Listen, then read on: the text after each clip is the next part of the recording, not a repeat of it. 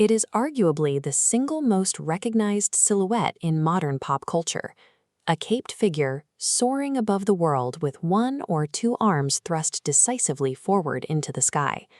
But logically, we have to ask why an alien being capable of entirely defying gravity needs to adopt this specific physical posture to get around.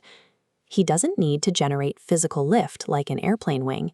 He isn't swimming through the atmosphere, and he certainly doesn't rely on his bare hands to manually steer against the wind.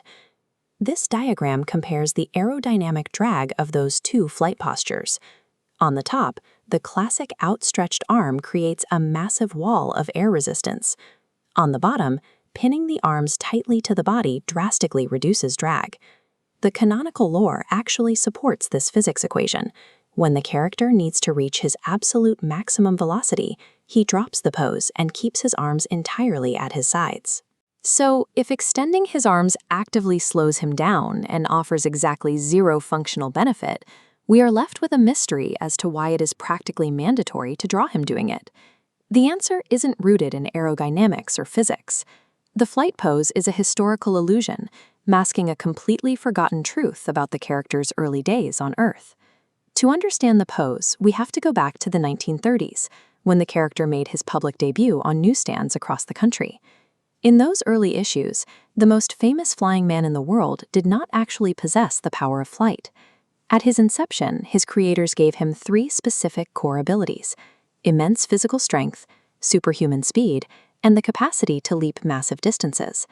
This created a unique mechanical problem for comic book artists.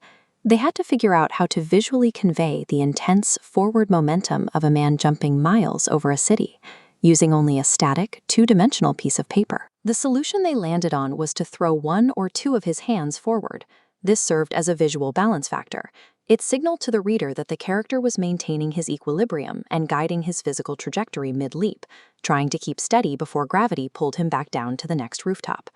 The most iconic flight pose in history was invented entirely as a mechanical necessity, a way to draw a very heavy man trying not to fall during a very long jump.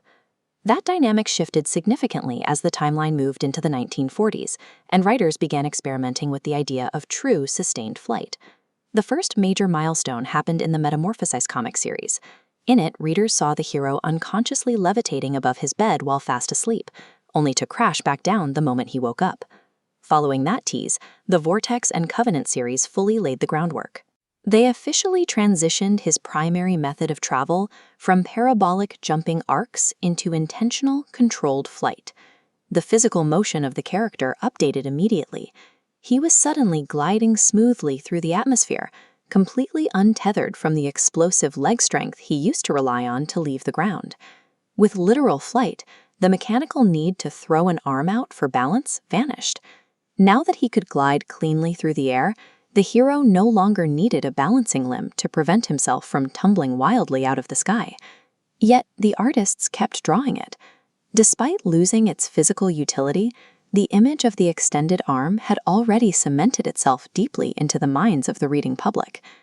In biology, a vestigial trait is a physical feature, like a human tailbone, that lost its original function through evolution but stuck around anyway.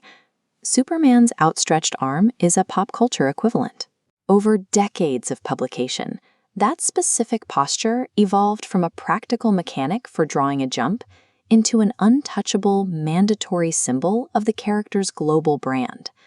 The extended arm isn't an aerodynamic tool. It is a beautiful, vestigial reminder of his earthbound origins,